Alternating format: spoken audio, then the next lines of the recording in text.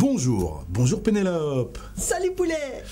Au programme aujourd'hui, du pognon, des bolos, du pèse, de la caillasse, du flouze, des thunes, de la maille, de la braise, du blé, enfin les pépettes qu'on veut pas nous donner. En effet, Jim, et le pognon a été le sujet principal des NAO qui ont lieu récemment. Les NAO, pour rappel, sont les négociations annuelles obligatoires. Et la loi impose à ces négociations un caractère loyal.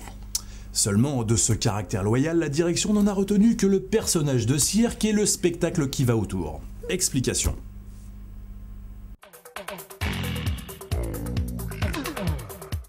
Pour commencer, la direction a proposé que la rémunération brute minimale annuelle garantie soit de 22 000 €. Formidable, formidable. Et ça concerne combien de personnes dans l'entreprise? Ah bah aucune, c'est le seul salarié touché par la mise en place de ce dispositif de garantie vient d'obtenir une promotion.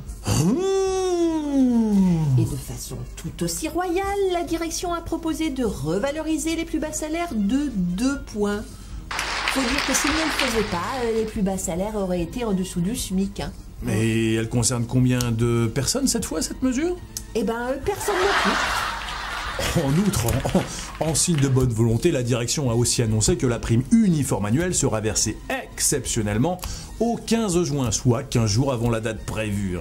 Ouais, enfin, c'est-à-dire comme les années précédentes. Eh oui, mais une chose est sûre, la direction va récupérer 10% de réduction de cotisation sociale pour avoir convoqué les syndicats à cette...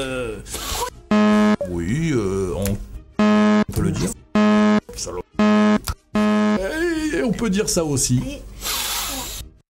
Le caractère loyal de cette négociation impose aussi à l'employeur de fournir aux syndicats toutes les informations nécessaires, comme la moyenne des salaires des uns et des autres. Nous avons donc droit à un joli dossier avec plein de courbes et de statistiques capables de nous dire tout sur rien et rien sur tout, au choix. Parce que, curieusement, ils sont incapables de nous faire des statistiques sur les salaires des cadres hors grille. En clair, les cadres qui gagnent tellement que leurs salaires ne tiennent pas dans les grilles salariales de l'entreprise. Et comme on sait que la bande à Alex veut nous piquer au moins 20% de notre argent, alors on a fait le calcul pour savoir combien ça rapporterait à l'entreprise 20% de leur salaire à eux. Le chef des chefs, j'ai nommé Alex de Juniac, gagne 900 000 € par an, soit 75 000 € par mois.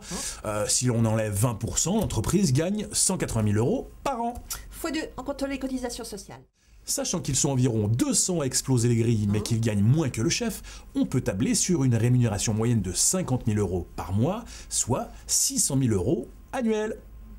Et si on enlève 20%, on peut donc récupérer au moins 24 millions d'euros. Pas mal quand même, hein?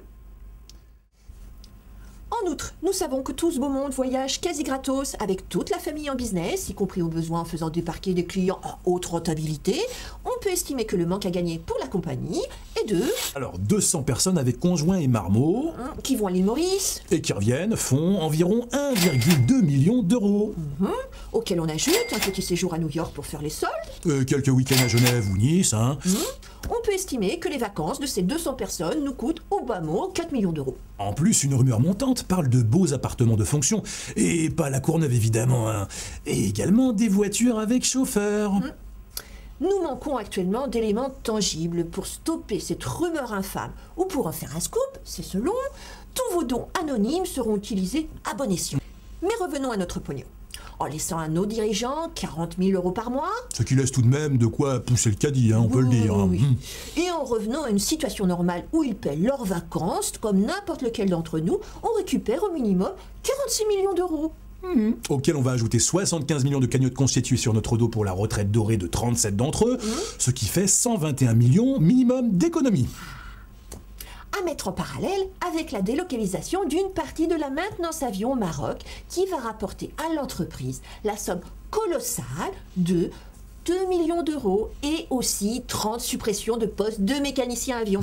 Ou encore le gel des salaires et des promotions envisagées pour les hôtesses de l'air qui devraient permettre de gratter 38 millions et de pourrir de fait la vie de 16 000 personnels navigants commerciaux. Hein. Tout à fait. Et dans la même veine, pour le personnel au sol, en dynamitant le système de compensation pour les jours fériés et la majoration pour les vacances en basse activité, le gain prévu pour l'entreprise est de 5 jours travaillés gratis pour 30 000 personnes, soit 55 millions d'euros. 55 millions d'euros sur le dos de 30 000 personnes ou 75 millions consacrés à 37 malheureux de Pékin. Il va falloir choisir. En clair, le choix est simple, c'est nous qui morflons, les 99,6% des salariés de cette entreprise, ou c'est eux, les 0,4% restants. Au choix.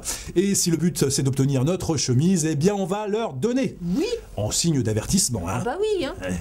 On pourra donner des cravates aussi, hein. Oh oui, ou la nuisette de Tata Jacqueline feront aussi l'affaire, hein. Oui.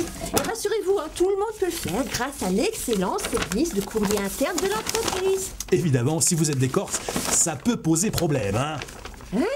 Ah bah oui, hein. En ce moment, si tu es Corse et que tu bouges un orteil, tu as toute la direction sur le dos. Ah bah oui, mais des salariés qui se rebellent, hein, faudrait pas que ça fasse tache d'huile, hein. Alors, spécial dédicace aux tenaces qui ne plient pas sous la menace, wesh gros. Sur ce, on vous dit à bientôt. Si on n'est pas viré. Exactement. Eh ouais.